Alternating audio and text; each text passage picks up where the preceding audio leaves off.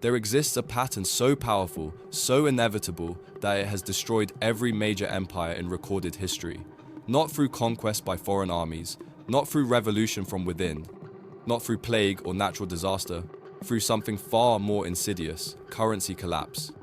And here's what should terrify anyone paying attention. It happens the exact same way, every single time, following an identical sequence that has never failed to destroy the empire that triggers it.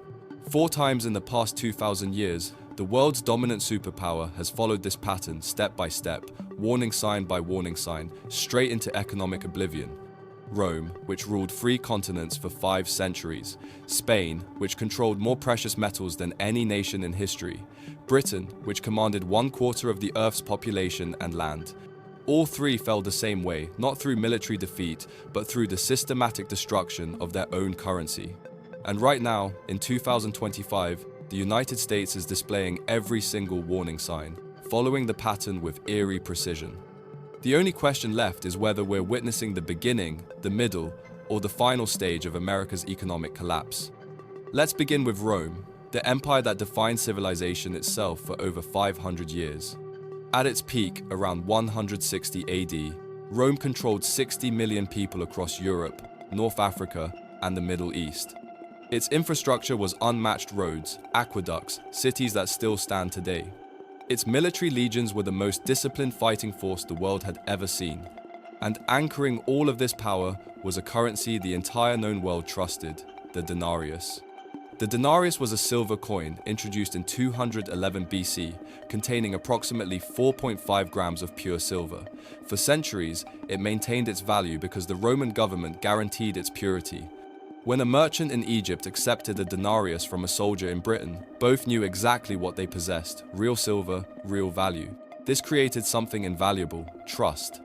And trust allowed Rome to fund its massive expansion, pay its legions, construct its infrastructure, and administer its vast territories.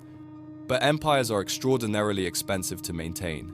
Every generation, Rome's borders expanded further. Every expansion demanded more soldiers, more fortifications, more roads, more provincial administrators, and ultimately more money than the empire actually generated through taxation. So the government did what every empire eventually does when expenditures exceed revenues: they debased the currency. Emperor Nero, ruling from 54 to 68 AD, was the first to significantly reduce the denarius's silver content.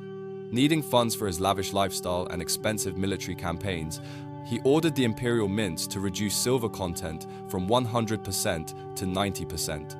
That extra 10% represented pure profit for the imperial treasury. They could now mint 11 coins with the silver that previously made only 10. More coins in circulation, same amount of underlying silver. That's the textbook definition of inflation. But 90% silver remained substantial. The real catastrophe unfolded over the next 2 centuries. By the time Emperor Caracalla ruled in 211 AD, the denarius contained only 50% silver, half real value, half base metal. By 265 AD under Emperor Gallienus, it had plummeted to just 5% silver. A coin that once represented pure silver was now 95% worthless metal with a microscopic silver coating. Consider the implications for ordinary Romans. A soldier in 265 AD receiving his pay in denarii was being compensated with coins worth 1/20th of what soldiers earned 2 centuries earlier. The government insisted nothing had changed. The coins still bore the emperor's face, still carried the name denarius, but purchasing power had evaporated. Prices exploded catastrophically. What cost 1 denarius in 200 AD required 50 denarii by 300 AD. Farmers refused to sell food for coins, demanding barter instead. Soldiers declined to fight unless paid in gold or actual goods. Tax collectors couldn't collect taxes because the currency had become worthless. The entire economic system seized up and stopped functioning. Here's the critical point. This wasn't caused by barbarian invasion. Rome's borders remained defended. This wasn't caused by plague, though disease certainly complicated matters. This was entirely self-inflicted. The Roman government systematically destroyed its own currency to fund spending levels it couldn't sustain, and when the currency died, the empire died with it. By 476 AD, the Western Roman Empire officially collapsed, not because Germanic tribes possessed superior military strength, but because Rome could no longer pay its armies, fund its administration, or maintain its infrastructure. The currency had been debased into irrelevance, and everything built upon that monetary foundation collapsed. Now let's jump forward 12 centuries to Spain in the 1500s. The Spanish Empire is entering its golden age. Christopher Columbus has opened the New World. Hernán Cortés has conquered the Aztec Empire. Francisco Pizarro has subjugated the Incas. Spain now controls the richest territories on earth, and they're about to discover wealth beyond imagination. In 1545, Spanish explorers discovered the Cerro Rico mountain in Potosí, in what is now Bolivia. This wasn't merely a silver mine, it was the largest silver deposit ever discovered in human history. For the next century, Potosí would produce nearly half of the world's entire silver output, millions of pounds of precious metal. Ships loaded with silver crossed the Atlantic monthly, filling Spanish coffers with apparently infinite wealth. Spain minted this silver into coins, and the Spanish dollar became the first truly global currency, used from Europe to Asia, trusted everywhere because of its purity and the seemingly endless supply backing it. Spain became the wealthiest, most powerful empire on the planet. At its peak, the Spanish Empire controlled territories on every inhabited continent. The sun literally never set on Spanish holdings. And then, exactly like Rome before them, they destroyed themselves through a fundamental misunderstanding of economics. Because there's a paradox with money that Spain's kings never grasped. More money doesn't make you richer if everyone has more money. When Spain flooded Europe with silver, prices rose dramatically. What cost one silver coin in 1500 required 10 coins by 1600. The silver coins weren't less pure, there was just vastly more silver in circulation chasing the same amount of goods. That's inflation in its purest form. Spain was importing so much silver that it was destroying the value of silver itself. Even worse, Spain wasn't producing anything of economic value. They weren't building industries, developing manufacturing capabilities, or innovating. They were simply extracting wealth from colonies and immediately spending it on wars, palatial construction, and luxury goods imported from other countries. The silver flowed into Spain from the Americas and flowed right back out to France, England, and the Netherlands to pay for goods Spain didn't produce domestically. By the late 1500s, Spanish monarchs were drowning in debt despite controlling unprecedented mineral wealth. King Philip II, ruling from 1556 to 1598, inherited massive debt from his father Charles V, approximately 36 million ducats in debt. Rather than cutting expenditures, Philip borrowed more aggressively. He waged wars on multiple fronts simultaneously against the Ottoman Empire, against Protestant rebels in the Netherlands, against England. And when the debt became mathematically unpayable, he simply defaulted. In 1557, Philip II declared bankruptcy and suspended all debt payments. This represented the first sovereign default in modern European history, but it wouldn't be the last for Spain. They defaulted again in 1560, again in 1575, again in 1596, 4 defaults in 40 years. Despite controlling half the world's silver production, Spain couldn't meet its debt obligations. Each default destroyed international trust. Lenders refused to extend new credit to Spain. Interest rates on Spanish government bonds skyrocketed, and the government responded by debasing copper coinage and attempting to pass off base metal coins as equivalent to silver, a deception nobody believed. By the 1600s, Spain had entered terminal economic decline. The military couldn't be adequately funded. Colonial territories began breaking away. When the 30 Years' War concluded in 1648 with the Peace of Westphalia, it marked the beginning of Spain's end as a great power. By 1700, the Spanish Empire was essentially finished. The nation that once controlled the world's wealth had spent and borrowed itself into geopolitical irrelevance. Now we arrive at Britain, the empire that lasted longer, stretched farther, and controlled more wealth than Rome or Spain combined. At its absolute peak in 1922, the British Empire governed 458 million people, representing 1/4 of the world's entire population, spread across 1/4 of the planet's land surface. The sun never set on the British Empire, not merely because they controlled multiple time zones, but because they controlled so much territory that somewhere under British rule, it was always daylight. The British pound sterling formed the foundation of this unprecedented power. For over 2 centuries, the pound served as the world's primary reserve currency. over 60% of all global trade was invoiced in pounds. The gold standard anchored everything. £1 sterling could be exchanged for a fixed amount of gold, creating trust, stability, and immense financial power. Britain funded its empire through sophisticated credit markets, issuing government bonds and debt instruments to finance wars, colonial infrastructure, and imperial administration. As long as the pound maintained its value, this system functioned smoothly. Then came World War I. In 1914, Britain's national debt stood at £650 million. By 1919, after 4 years of industrialized total war, it had exploded to over £7 billion, a more than tenfold increase in just 5 years. To fund the war effort, Britain borrowed from everyone, its own citizens through war bonds, the United States through massive loans, anyone willing to lend. But the war also forced Britain off the gold standard. When conflict erupted in 1914, the government suspended gold convertibility. They had to print money to fund the war, and they couldn't maintain gold backing while doing so. The pound became a fiat currency backed by nothing except the government's promise to honor it. After the war, Britain attempted to return to gold backing. In 1925, Winston Churchill, then serving as Chancellor of the Exchequer, restored Britain to the gold standard at the pre-war exchange rate. This decision proved catastrophic. The pound was significantly overvalued at that rate. British exports became uncompetitive internationally. Unemployment soared domestically. The government had to maintain punishingly high interest rates to defend the currency's value, which crushed economic growth and devastated ordinary workers. By 1931, Britain was forced off the gold standard again, this time permanently. The pound was devalued, and international trust in British currency began its irreversible erosion. But the true destruction arrived after World War II. Britain entered that conflict already deeply indebted from the previous war. World War II cost everything.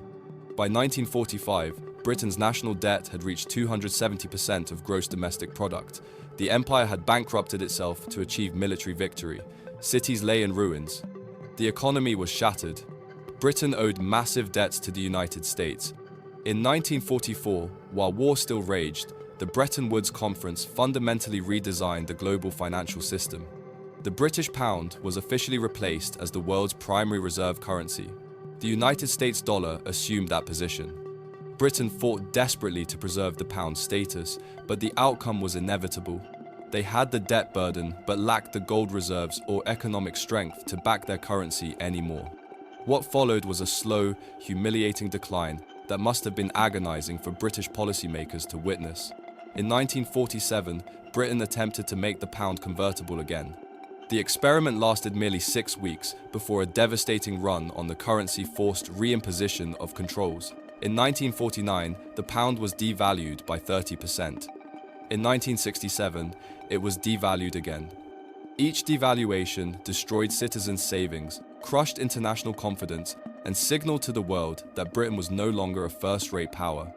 Meanwhile, the empire rapidly disintegrated. India gained independence in 1947. Egypt nationalized the Suez Canal in 1956, and Britain's military response ended in humiliating failure that demonstrated how far they'd fallen.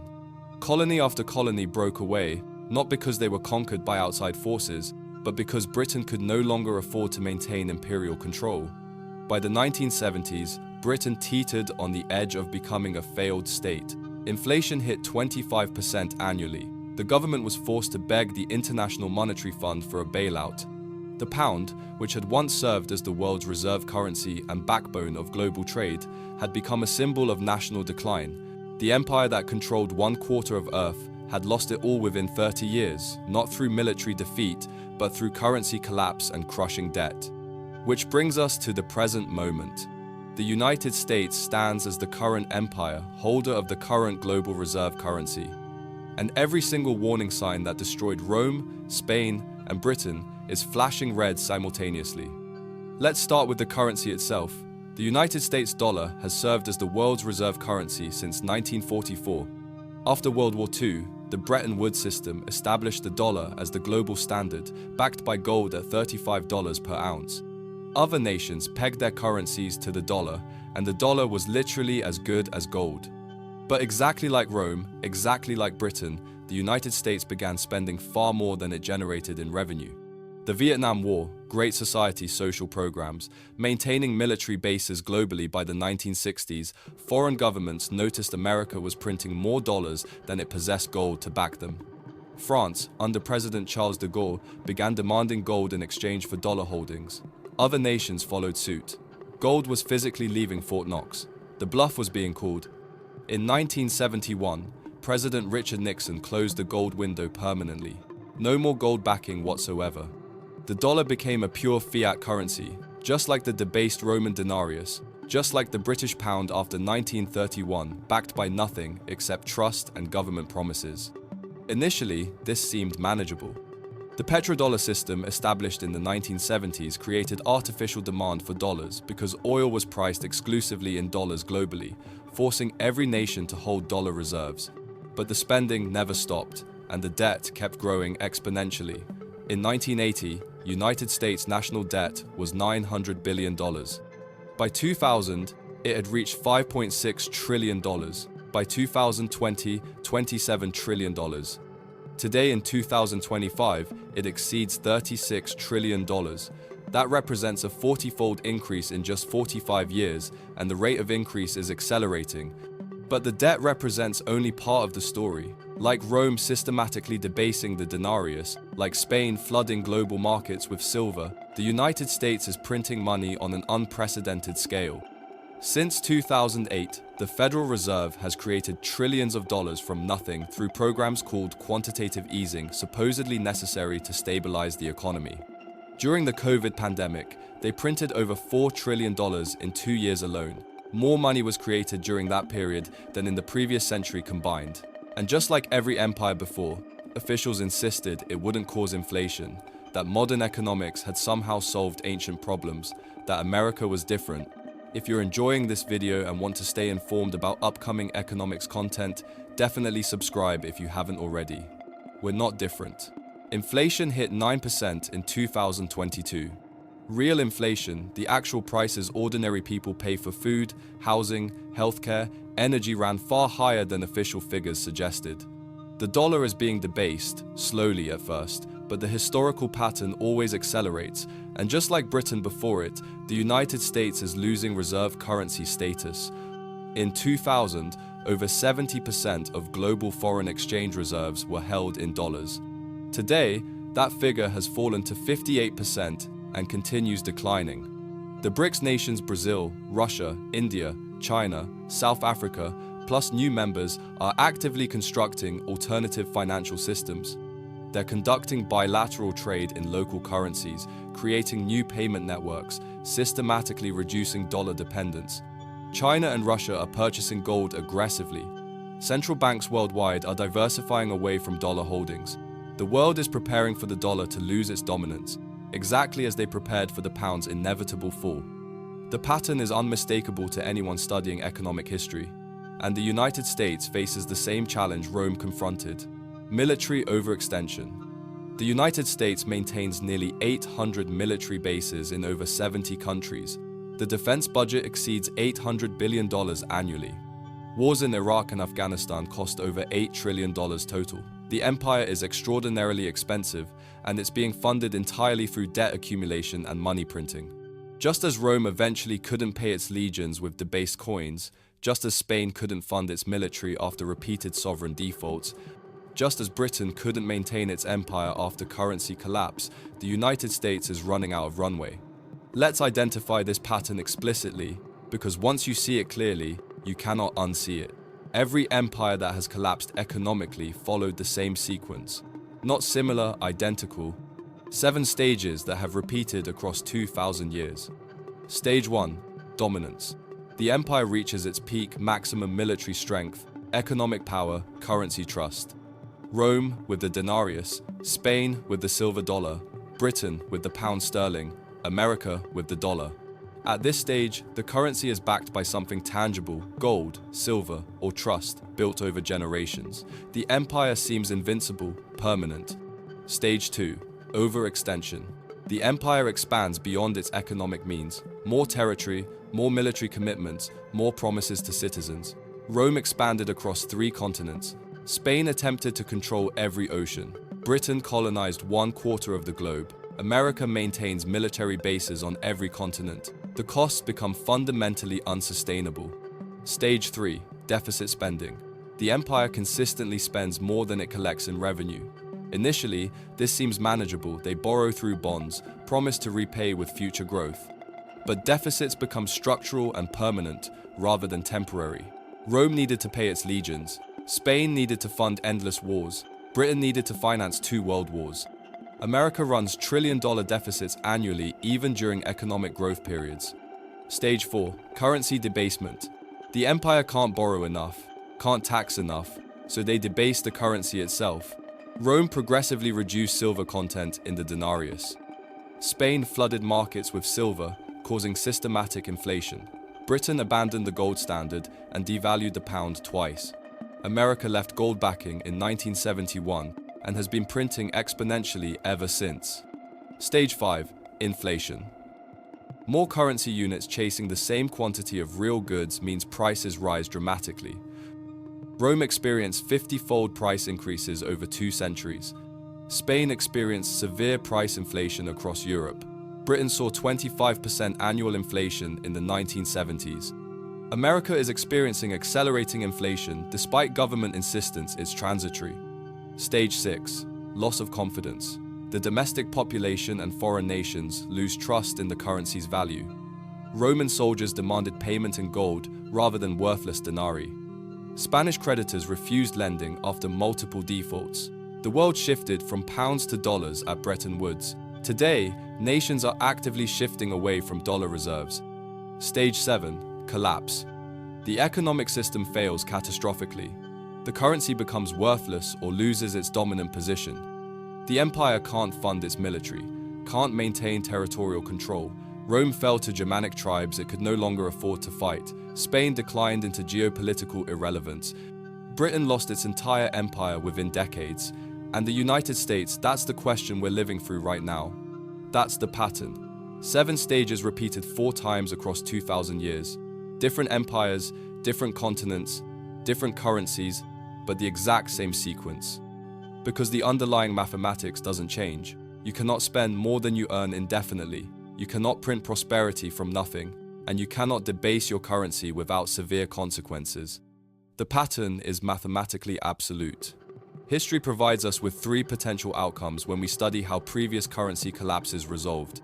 First, controlled decline.